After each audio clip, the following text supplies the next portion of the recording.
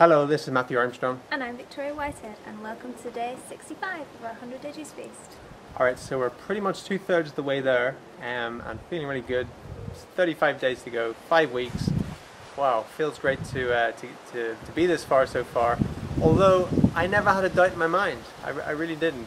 And you know so what I want to talk about is your personal transformation, and what it really takes to achieve the goals that you want, to make true the vision that you desire in your life. 4 months ago, Victoria wrote down some of her goals. Can you describe it? Yeah, I wrote down, one of the things I wrote down was, I have a 26-inch waist and I do what people with 26-inch waists do. And I kept saying it every single day for a month. But then I forgot about it. And Matthew, at the time I was eating a lot. I really love food. I'm a foodie, and I would eat. I love preparing food and I love eating food. And Matthew kind of said, Victoria, the way you're eating, you're never going to be 32. You're never going to be a 26-inch waist. I didn't quite say it like that, but go on ahead. But then the other day I realised that doing the juice feast, I have actually got a 26-inch waist, and but I hadn't connected the two before. So even when you write something down and you really focus on it for a while, and then even if you put it to the back of your mind, and it reminded me of when watching The Secret movie, and the guy said he created the vision board, and he had this house on it that he really wanted, and then years later he just put that vision board, he moved house several times, and the vision board went into a box, and it stayed in a box, and then finally one day he moved into a house, and he was unpacking all these boxes, and he opened it up, and he actually was living in the house that he had put on his vision board. So when we set a goal in our mind, it really does come true. We just have to really focus on it with intention. Yeah. So what I would have said was, I'd sometimes ask kind of teasing sort of questions like, is that the actions of what someone with a 26-inch waist would do? Because Victoria's what she wrote down, her statement was, I have a 26-inch waist, and I do what people with a 26-inch waist do. That's critical. That's absolutely critical.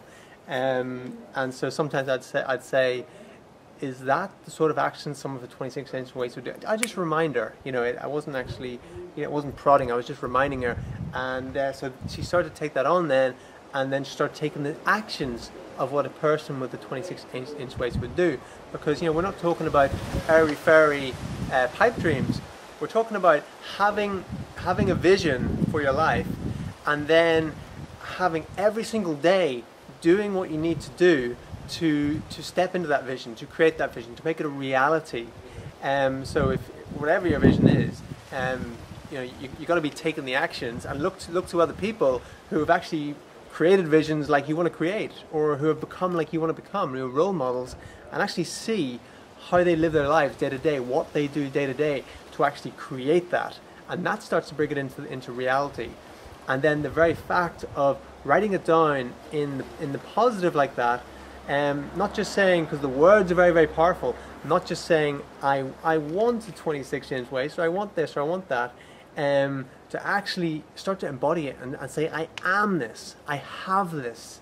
Yeah. And because the unconscious mind can't tell the difference between what's real and what's vividly imagined. So the pictures we put, when we have a thought, that thought comes up as a picture on the screen of our mind. And so when we think about something over and over again, we have these images flash up over and over again. So no matter what you think about, it's a picture. We think in pictures. So having those pictures coming up over and over and over and over again, having that vision for yourself, a vision of a grander version of yourself, a grander reality, you keep on visualizing that, having those pictures come up, and eventually that is the picture that you see with your two eyes, not just with your third eye here. It is, you look around, you go, okay, wow, I've actually created that. And that is the manifestation process. There are other elements to that. There's values in there, there's beliefs, and it's really aligning our values, making it a high value, and then connecting that value to every single area of our life as well. That also propels us. and then having our beliefs aligned with that as well. And a way to have a belief, to cultivate or foster a belief, is to have lots of references. Have lots of references of how you can do it, or if you haven't done it in the past, how someone else has do it, or in a different area of your life, how you've been successful in a different area, and then map that onto this area. So there's all that in it as well, but really just start off with writing it down in the positive, very, very powerful statement, and then start seeing that in your mind's eye and start taking actions on it every single day to make that a reality. Because actually the actions, the mechanics of it, are very, very little. It's the psychology that's the big bit. The actions are 20%, the psychology is 80%. Right? Yeah. Okay, so we've got a great yoga posture for you today, so let's do that.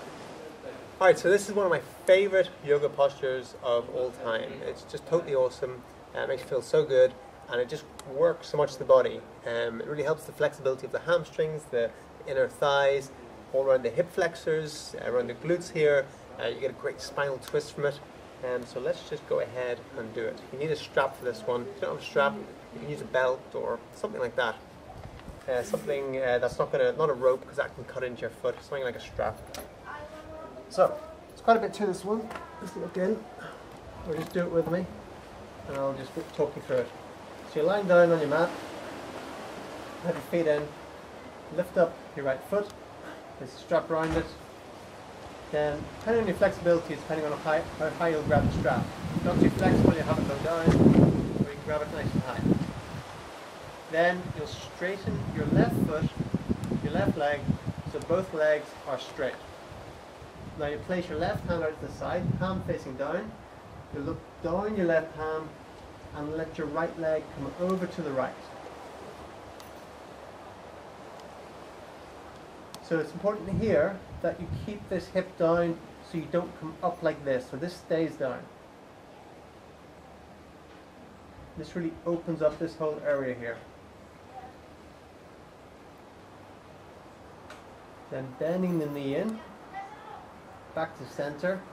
Again, place the other foot flat on the ground. Lift up the foot again. Now you're going to change hands, so still on the same foot, change hands. So you're holding for your left hand now, opposite arm, opposite leg. Place the right hand out to the side, straighten the left leg, and then let the right leg go over to the left. And what you want to do with this one is keep both shoulders on the ground, because the tendency will be this. So it's better to have your foot up here and have both shoulders on the ground than your foot down here and have your shoulder up. You get a great spinal twist here, it really stretches out all around here, which doesn't get worked too much. Look down your hand, keep both legs straight. Breathe.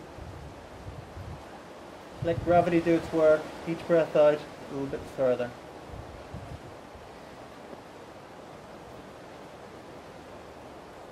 Then as you breathe in, you bend the knee in, come back to center, remove the strap, and then you just do this, exactly the same thing with the other leg, just doing everything the opposite.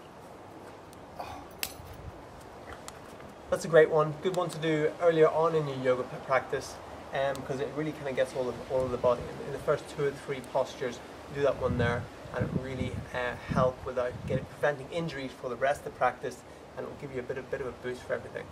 So thanks for joining us again today. Look forward to chatting to you again tomorrow.